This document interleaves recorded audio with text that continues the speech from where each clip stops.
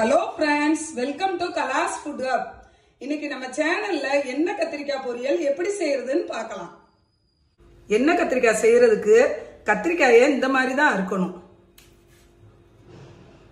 புழு இருக்கான்னு பார்த்துக்கிடணும். இந்த மாதிரி அறுத்துட்டு அரிசி கழுவுன தண்ணி வச்சிருக்கிறேன். அதுக்குள்ள போட்டுக்கலாம்.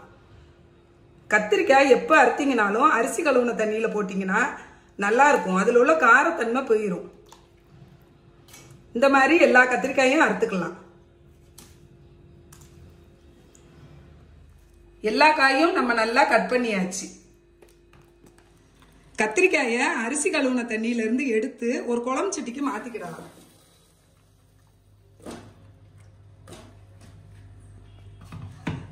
தேவையான அளவு தண்ணி ஊத்திக்கலாம். தீய கூட்டி வச்சுக்கிடுவோம். கொதி வரட்டும். கத்திரிக்காய் நல்லா கொதி வந்துருச்சு. அடுப்பை மீடியம் ஃப்ளேம்ல வச்சுக்கலாம். தட்டு போட்டு மூடிடலாம். கத்திரிக்காய் வேகட்டும். கொதி வந்து 5 நிமிஷம் ஆகுது. உப்பு தேவையான அளவு போட்டுக்கலாம். மூடி வச்சுக்கலாம்.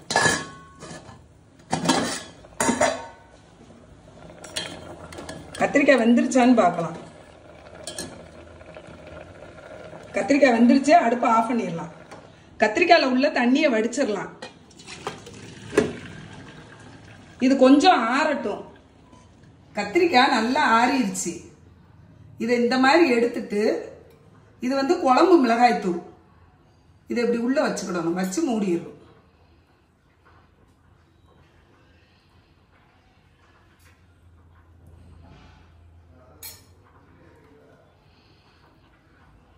இதே மாதிரி எல்லா கத்திரிக்காயும் வச்சுக்கலாம்.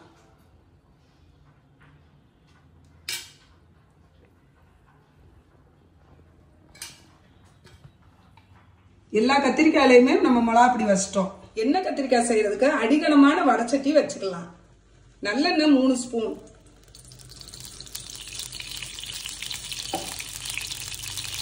கடுகு பொரியட்டும். கடுகு பொரிஞ்சிருச்சு. உளுந்தம்பருப்பு போட்டுக்கலாம். உளுந்தம்பருப்பு செவக்கட்டும். உளுந்தம்பருப்பு நல்லா செவந்துருச்சு. பொடியா கட் பண்ண சின்ன வெங்காயம். இந்த பொரியலுக்கு சின்ன வெங்காயம் கொஞ்சம் அதிகமா போடணும். அப்பதான் டேஸ்டா இருக்கும்.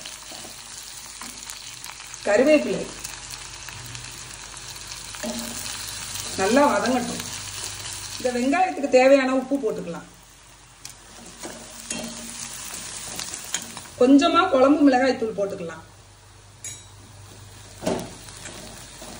வெங்காயம் நல்லா வதங்கிருச்சு. இப்ப நம்ம கத்திரிக்காயை போட்டுக்கலாம். எல்லா கத்திரிக்காயும் போட்டாச்சு. இதை லேசா பிரட்டி விடணும். அப்பதான் கத்திரிக்காய் உடையாம இருக்கும். அடுப்பை சிம்ல வச்சுக்கலாம்.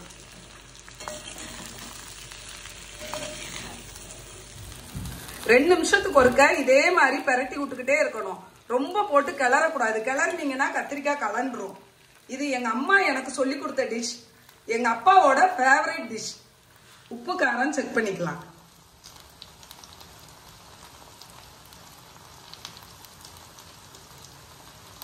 உப்பு காரம் எல்லாமே கரெக்டா இருக்குது. நல்லா பொடி பச்சை வாசனை மாறிடுச்சு. எண்ணெய் பிரிஞ்சு வந்துருச்சு. அடுப்பை ஆஃப் பண்ணிக்கலாம். சுவையான எண்ணெய் கத்திரிக்காய் ரெடி. சாதத்துக்கு சைடிஷா வச்சு சாப்பிட்டீங்கன்னா ரொம்ப டேஸ்டா இருக்கும். சாதத்தோட பிசைஞ்சும் சாப்பிடலாம். நீங்களும் இதே மாதிரி உங்க வீட்டுல ட்ரை பண்ணி பாருங்க. உங்களுக்கு இந்த ரெசிபி பிடிச்சிருந்தனா கலாஸ் ஃபுட் ஹப் சேனலை லைக் பண்ணுங்க, ஷேர் பண்ணுங்க, சப்ஸ்கிரைப் பண்ணுங்க. பக்கத்துல இருக்கிற பெல் ஐகானை கிளிக் பண்ணுங்க.